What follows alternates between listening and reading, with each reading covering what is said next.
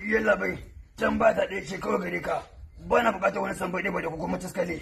Kawai ka sai da ni al'amarin da zama cewa shine al'umma su fuskanta gare shi.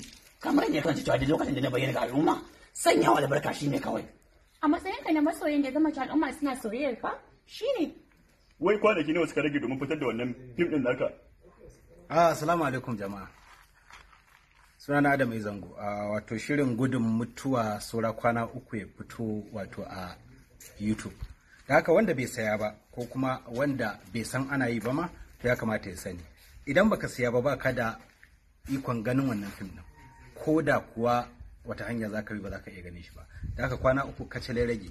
Idan kana so ka kalli gudun mutuwa nan da kwana 3 to ka biya naira 1000 ta hanyar tura mana kuɗinka ta bankinmu ko kuma ka sai katin MTN na 1000 ka tura mana layin MTN ɗin da muka ɗora akan wannan wato domin biyan wannan kuɗaɗe.